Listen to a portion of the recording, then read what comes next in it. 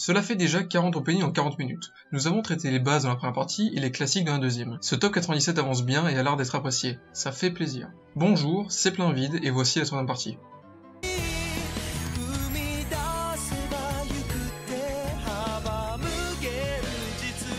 Bakuman ou le rythme de la vie.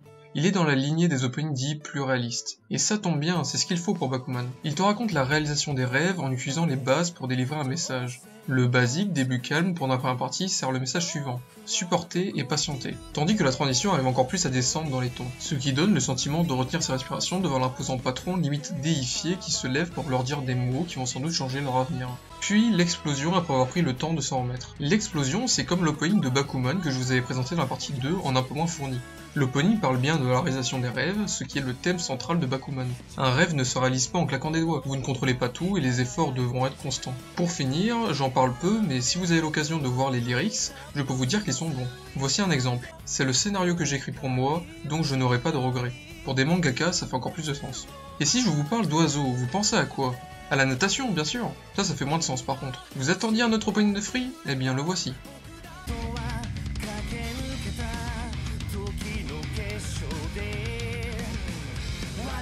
Les corps des persos sont très souples, ça apporte un plus à leur déplacement. Mais moi, je voulais surtout vous présenter l'explosion, car c'est là que les openings de Free excellent, et c'est d'autant plus le cas qu'ils ont pris la peine d'attendre avant de s'y mettre. Mettons-nous-y justement. On peut déjà remarquer qu'ils nous montrent une course de natation, pas comme l'opening 4. Et vous n'êtes pas sans savoir que les productions japonaises populaires sont très character-driven, donc ils donnent une grande importance aux personnages. Pour ce qui est de l'animation, ce sont les animations faciales très travaillées, et on a une spécificité du média qui refuse qu'un visage soit camouflé par un élément. On a donc ces éléments du visage qui vont étrangement passer en premier plan. Ici, ils tentent une autre parade qui fonctionne plutôt bien en opening. Les visages sont obstrués par les lunettes, le bonnet de bain et l'eau. Alors que la première méthode aurait, je pense, été trop dérangeante, ici, ils incrustent leur visage de base dans le mouvement avec la bouche ouverte comme pour respirer. Ça agit comme une extension du corps et ça fonctionne plutôt bien. S'ensuit un passage stylé qui va servir à introduire l'autre folie de cet opening. Le perso principal attrape sa GoPro pour nous emmener au plus près de l'action avec lui. On a donc droit à une scène en POV qui est assez utilisée dans les œuvres sportives. Et c'est pas pour rien, quel panache! On se sent vraiment nager notre longueur à toute allure, accompagné par l'oiseau de départ, nous montrant qu'être un poisson dans l'eau nous donne une aussi grande liberté. Les fonds marins étant comparés aux cieux. Tu fais ça dans un style minimaliste étonnant, permettant de se concentrer sur la fluidité de la scène, et je trouve le pari très réussi. Free est destiné à avoir de bons openings, mais comme dirait un certain personnage, j'emmerde ce destin car c'est pas le seul qui en possède.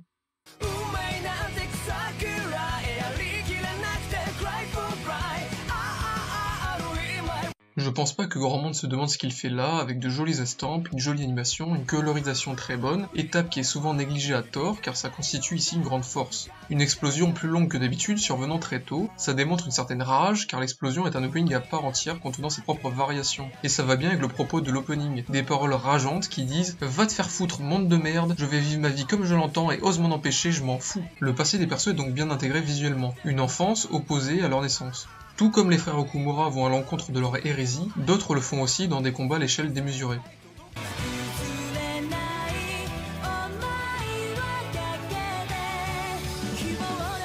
Et ces combats gargantuesques sont très bien montrés dans cet opening. Oui, ça me fait son petit effet, ces grandes étendues vides. Ça représente bien la dimension débile de Nanatsu no Taizai. Et la musique complète bien le visuel en faisant traîner en longueur les mots. Tout est étiré, tout est grand. Et ça permet de donner plus de poids au rythme intense du milieu d'opening. Ça reste un shonen centré sur le combat.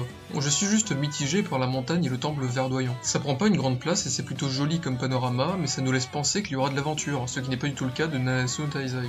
Et je ne suis pas mitigé que par le choix des autres. En effet, je pense que le prochain montre bien que c'est mon top. S'il y a des openings surcotés dans mon top, ce sont ceux de Détective Conan. Vous commencez à connaître la chanson. Description. Conan est montré classe et vulnérable physiquement, ce qui le rend courageux, trait qui est peu montré habituellement. Conan doit sauver la demoiselle en détresse, Ran. Mais la délivrance, c'est quand Ran arrive à se sauver elle-même, avec l'aide de Conan, certes, mais c'est elle qui finit le boulot. Et là, c'est plus un plaisir erroné qui vient d'une certaine privation du côté important de Ran, qui est un monstre de combat au corps à corps. Le peu de fois où c'est montré, ça fait plaisir. De tout mon top, c'est peut-être l'opening qui est là pour les raisons les moins saines, mais il déroule une histoire, ce qui permet de faire un tout cohérent et homogène. Il prend une direction qui laisse espérer une remise en question en interne quant à l'utilisation des personnages. C'est comme s'ils reconnaissaient leur tort et qu'ils s'excusaient. Et même si c'était bullshit, j'apprécie l'existence de cet opening. De plus, il prend le temps de laisser des easter eggs sur les containers, et la musique rend honneur au tout.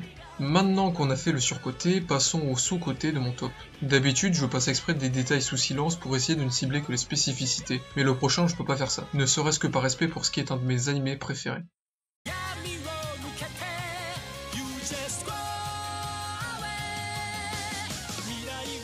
Vous êtes peut-être déçu de voir cet opening si bas dans le classement, mais attendez de voir combien de temps j'y consacre.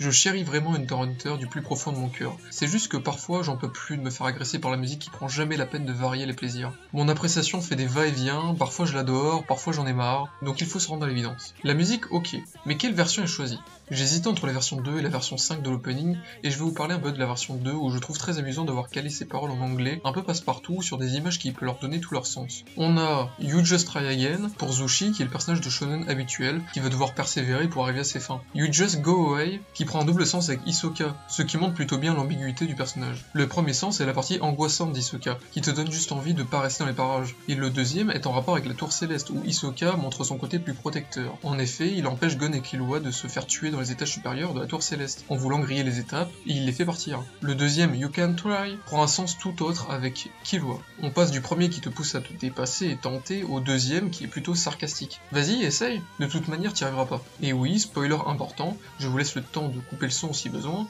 Killua est manipulé par son frère Illumi, et ne peut pas agir comme il le veut. Il a des barrières psychologiques qu'il n'enlèvera que bien plus tard. Pour l'heure, il peut essayer mais c'est peine perdue. Ce n'est pas lui qui décide. C'est vraiment fort de réussir à en dire autant avec si peu et quelque chose de si générique. On est comme sur 6 openings avec la même musique. C'est assez impressionnant et le fait que peu de personnes soient saoulées au bout de 148 fois, ça force le respect. Et c'est pourquoi je voulais plutôt y mettre la version 5. Elle prouve vraiment que la musique peut s'adapter à toutes sortes de situations. L'ambiance de l'Arc Chimerance est beaucoup plus sombre et on pourrait penser que le côté jovial et festif de la musique passerait mal. Et pourtant, sa généricité est sa force. Le début qui ne fait penser qu'à une arrivée de quelque chose, d'un événement, est ensuite précisé par les images. Et l'arrivée de la lumière, et donc d'un début d'aventure, est changée par l'arrivée des ténèbres, les Chimerance. On peut aussi faire un parallèle amusant même si sans doute involontaire. Je vous le partage quand même car j'aime bien l'idée que j'ai eue.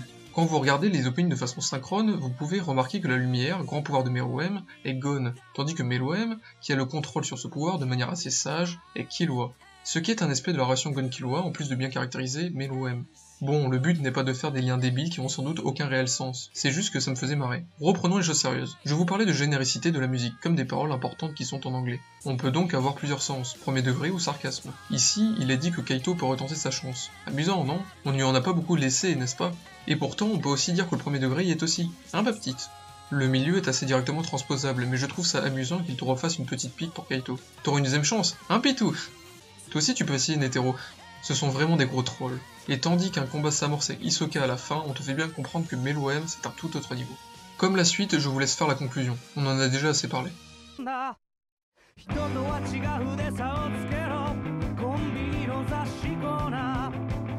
La toute première scène décrit très bien la réaction que j'ai eue en voyant l'animé. De grande renommée, mais très déçu par ce vide qui traite particulièrement mal l'introversion. Et j'en connais un rayon. D'ailleurs, la pause reprise de la musique synchrone avec le visuel est très cool. Je parle pas toujours des synchronisations, mais c'est toujours un plus, car ça nous fait vibrer d'autant plus.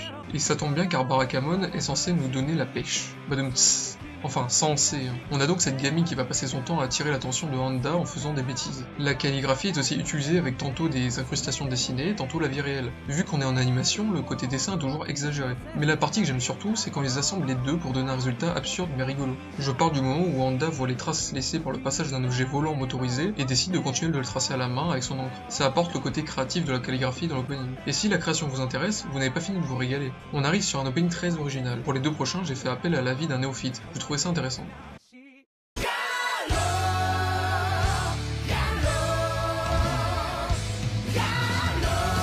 Vous remarquerez facilement que si vous êtes du genre à analyser la symbolique cachée derrière la colorimétrie, vous allez être mis à mal par cette avalanche de couleurs. Et ça tombe bien, parce que je ne trouve pas ça très pertinent. Mettons donc ça de côté. Assez étonnamment, être cryptique n'empêche pas à un néophyte de comprendre la majorité des prémices de l'anime grâce à cet opening. Il a deviné que les deux premiers personnages étaient les parents de l'enfant qui va naître et qui n'est ni plus ni moins que le personnage principal. Tout cela grâce à leur transformation en fœtus, puis en bébé qui grandit. L'association d'idées vite faite. Il a aussi deviné que la femme aux habits violets allait devenir la petite amie du personnage principal. Ce qui est assez étonnant car elle n'est pas vraiment de son âge, et que ça ne survient que très tard dans l'anime. Il a ressenti ça par la pose du personnage visant l'aspect séduction. Il a juste associé à tort le monstre au personnage illuminé. Sinon, c'est un sans faute. La scène de combat en stop motion a aussi été appréciée. On peut donc voir qu'il parle pas mal aux néophytes. Mais il parle aussi à nous. En accord avec l'anime, on a le perso qui illumine tout du haut de sa tour, et qui est limite déifié comme anti-démon. On a l'œil du grand antagoniste qui est montré subtilement à 20 secondes. Dans son œil apparaît le personnage principal, et en plus de lier le bien et le mal, ça donne un côté Big Brother au grand antagoniste qui voit tout et contrôle les événements. Caractérisation réalisation éclair qu'on ne peut percevoir qu'après coup. On peut néanmoins le voir de manière plus flagrante à 1 minute 13. Et pour finir, l'aspect très fluide lui donne un certain cachet, en plus de posséder un propos. En effet, les formes changeantes et le fait que tout s'articule en une certaine unité te montrent que les notions de bien et de mal sont des concepts entremêlés. C'est un animé qui essaie d'être ambigu avec un style spécial et l'opening sert son propos.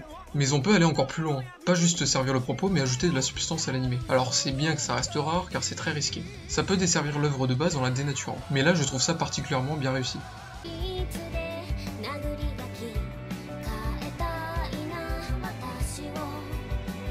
L'introduction avec la caméra qui se retourne est évidemment synchrone avec la musique, ça fait toujours son petit effet. J'aime bien qu'on donne de la personnalité aux filles dans l'opening tout en utilisant leur beauté enfantin et insolite. C'est particulièrement étonnant de voir des gamines faire des bêtises en Antarctique. Les filles font donc des jeux assez sympas qu'on ferait nous aussi. Elles s'amusent à faire semblant de soulever le paquebot en jouant sur les perspectives, ou entre autres en faisant semblant de se manger. Et la bonne idée est de bien montrer l'aspect jeu diégétiquement en faisant relever les filles manger après coup pour qu'elles se recachent dans la précipitation. Ce que je veux dire par là, c'est que le côté diégétique est très positif. C'est pas comme Barakamon où on jouait sur l'aspect absurde créatif. Là, on veut donner l'aspect réaliste, pour montrer qu'elles la vivent réellement leur aventure en Antarctique, aussi étonnant que cela puisse paraître. En parlant de ça, le néophyte qui m'a épaulé m'a fait part d'un point intéressant à la fin de l'opening, en lien avec l'aspect fictionnel de la chose. En effet, on pourrait se demander à la fin si ce n'est pas une fiction qu'elle fabule avec le côté dessin d'enfant. C'est quelque chose qui aurait pu se faire dans des séries live, mais justement, ces fictions deviennent réalité. Et c'est ça qui est fou et qu'on va vouloir découvrir dans l'animé. Mais qu'est-ce qu'il ajoute du coup? Car pour l'instant, il étaye très bien le propos, mais ne fait que l'étayer. Justement, un autre point soulevé par mon ami néophyte, et que j'avais déjà en tête au préalable, c'est le fait que l'Antarctique et les aventures là-bas sont très présents dans l'opening. Or, on ne voit pas l'Antarctique dans l'animé avant la toute fin. On n'a pas du tout le même ratio et ça vient renforcer la frustration de ne pas y accéder. On partage donc la même envie énorme qu'ont les protagonistes pour l'atteindre. Et ça, c'est fort. L'opening te permet de t'identifier rapidement aux personnages en partageant leurs rêves. C'est risqué car certaines personnes ne supportent pas la frustration,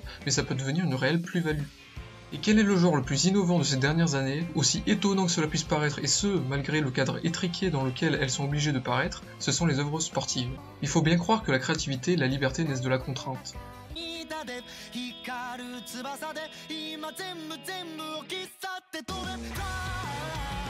Ah là là, l'opening qui nous présente la meilleure confrontation d'IQ, Karasuno contre Aoba Josai. Comme souvent en sport d'équipe, même en vrai, les demi-finales sont plus intéressantes que la finale. Je ferai peut-être une vidéo sur IQ un jour. Ce qui nous intéresse surtout ici, comme souvent, c'est quand les choses deviennent sérieuses. Hinata est hyper concentré, oui ça lui arrive et de plus en plus. Il est dans la zone, et il joue sur ses sens pour ressentir le jeu. Un parallèle avec son idole, et le contre prend sa couleur quand il ouvre les yeux, pour voir le contre à l'endroit où il est pressenti. Serait-ce un foreshadowing pour la saison 4 ? Puis Hinata s'élance pour smasher le ballon et oh, Hinata surprend aussi le spectateur avec sa feinte. C'est super cool de l'avoir mise en scène pour qu'on ait le même ressenti que l'adversaire. Du coup, le jeu se poursuit, on oublie Hinata et boum, il surgit nulle part pour te punir. Ça rend bien justice à ce que nous fait ressentir IQ. On finit par un petit fly high qui tire en longueur pour qu'on sente bien toute la détente d'Hinata qui est un exercice dans lequel il est plutôt doué.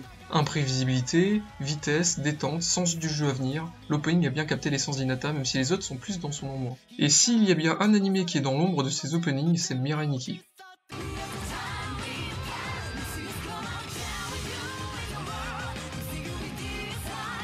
Voilà une nouvelle leçon en termes de saturation de couleurs. Même idée que ce que je vous avais dit pour Noragami, sauf qu'on a en plus de la pâleur ou nuances de teintes qui sont introduites pour donner du relief aux éléments saturés. Mais commençons d'abord par le début. Vous vous souvenez de ce que c'est? J'ai utilisé cette astuce visuelle dans une de mes vidéos sur Darker Than Black. C'est pas pomper cet opening, c'est juste du bon sens. C'est un compteur temporel, un chronomètre en somme, et plutôt du genre mortel. Ça tombe bien parce qu'on est sur un death game, avec en plus un aspect temporel très marqué. Mis à part l'anglais douteux, une majorité de personnes sont d'accord pour dire que les openings de Mirai Nikki sont particulièrement bons. Ça va nous permettre de ne pas trop nous attarder dessus. En laissant de côté Yonogasa et l'imprévisible taré, et l'autre fou qui est gêné par la caméra, il y a une scène que j'aime particulièrement. Peux-tu tuer tes amis si tu peux accomplir tes désirs, avec la poupée vaudou qui se fait empoisonner à la seringue, puis le désir accompli pour la deuxième partie? Peux-tu mourir pour quelqu'un? Ce sont des synonymes. En parallèle avec la première scénette, t'es censé aider tes amis autant que possible, et pas juste faire semblant. Et cette scène montre ça de manière assez stylée. Une tromperie, où derrière la façade, tu ne fais rien, tu t'en amuses. Deux phases d'une même pièce qui prend son sens dans un battle royale où il ne doit en rester qu'un.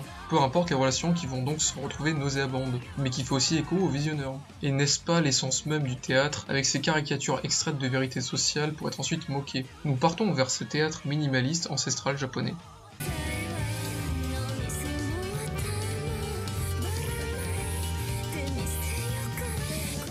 Le rakugo, forme d'art réduite à sa plus simple expression, histoire contée sans accessoires superflus, seul à genoux sur un coussin face au public à essayer de les immerger avec le haut de son corps comme seule arme, transporter le public dans une multitude de lieux, d'époques et de situations sans même se déplacer, un travail très dur et bien retranscrit dans l'opening où seul le fond évolue. Différents acteurs qui s'interchangent avec comme seul but s'effacer derrière le conte éternel. Tous, peut-être pas, mais je vous laisse le découvrir. Le retour du compteur temporel lié à la photographie qui fige l'espace et le temps, pour permettre la réunion des maîtres et de leurs descendants spirituels sans même s'être côtoyés en vrai. Les affres du temps, ainsi perpétués par un opening venant établir la même cassure générationnelle avec le reste de la production de la Japanimation que le rakugo avec les autres médias culturels plus en vogue de nos jours. Au fond du désespoir, la faim, la mort est proche, submergée par le retard accumulé d'un art qui n'a pas su évoluer avec son temps. La fin d'un cycle, le début d'une nouvelle ère. Seule une typographie incrustée maladroitement viendra entacher ce souvenir immaculé d'une culture figée dans le temps. Si le doute venait à s'installer, mes mots ne visent que l'opening, même si celui-ci est souvent en accord avec l'anime en question, évidemment. Et contrairement à l'idée qui pouvait germer dans la tête de certains simplés après la partie 1, j'aime bien m'obsèque au sang, et il est donc temps de rendre à César ce qui est à César après 2 épisodes de pique à son égard.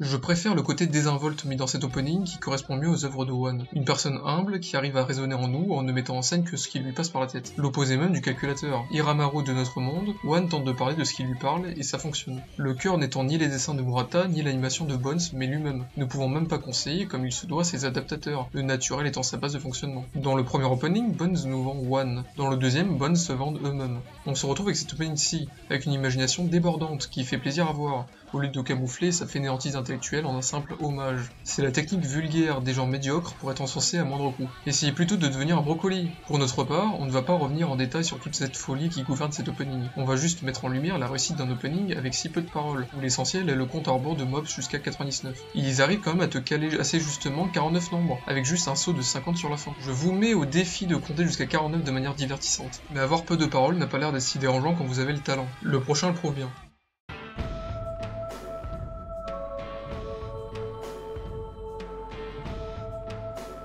Les 2 précédents openings ont montré que mettre en place une ambiance pour introduire son animé peut être une très bonne stratégie quand l'anime en question sort des canons habituels. On ne fait pas exception avec une œuvre culte d'Urasawa, Monster.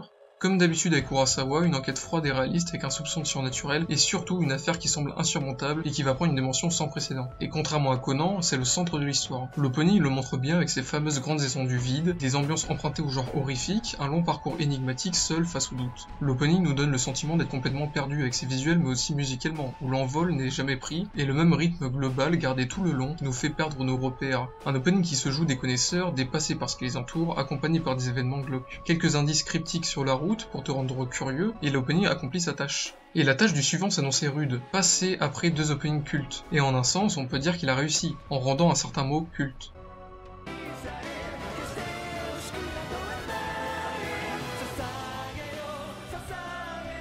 Sasageyo, c'était le mot mystère. J'ai pour habitude de ne pas trop m'étendre sur les réussites des openings très connus et insincères. Vous pouvez me dire dans les commentaires si par la suite vous voulez que je les traite comme les autres. Pour le coup, celui-là prend pas énormément de risques, en restant assez proche de l'ère très reconnaissable de l'attaque des titans, contrairement à l'opening très risqué de la saison 3. Pareil globalement pour les visuels. On a malheureusement ce titan colossal qui, à part au début de la saison 1, est constamment raté. C'est triste pour lui. C'est le seul qui subit ce traitement. Et puis, Sasageyo toute notre vie, c'est chiant. Et c'est pas comme si c'était pour mettre en scène le côté militaire, avec peu de mots, répétés à outrance, car il n'y a pas de corrélation forte entre le chant et l'image. C'est ce que je lui reproche, en plus du côté trop bestial des titans, en allant jusqu'à les comparer avec d'autres animaux qu'on n'a jamais vus, et à mettre en exergue leur cœur, point pourtant pas si vital que ça. On peut à la limite voir une sorte de message vegan, dans le sens où toute espèce sentiente est équivalente sentimentalement, mais ça me paraît hors sujet. Et dans notre cas, un sujet qu'on avait abordé sans conclure, c'était le gimmick Question de Assassination Classroom. Voici donc la tant attendue version améliorée, Question Answer de Détective Conan. Et oui, il manquait que la réponse apparemment. Non, en vrai, le gimmick fonctionne bien car on se pose des vraies questions sur les personnages. Un autre opening PowerPoint de la part de Détective Conan, qui nous nargue de ne pas savoir qui est Bourbon. Homme en noir en couverture proche de Conan. On te nargue encore plus avec Everybody Knows. Bref, tout se base sur ce gimmick, une synchro image-son et une musique très punchy, et qui nous laisse le temps de réfléchir au milieu avec un filtre rendant Kudo/Conan classe. Preuve qu'on peut faire de bons openings avec peu de moyens. Ayant traité 40 openings dans les 2 précédentes parties, on va reprendre au 40e dans la prochaine vidéo, donc on arrive au dernier de cette partie. La prochaine étant plutôt consacrée à Détective Conan justement. On est parti pour faire une partie de plus que prévu et je vais conclure celle-ci par le début de la suprématie de Full Metal Alchemist Brotherhood.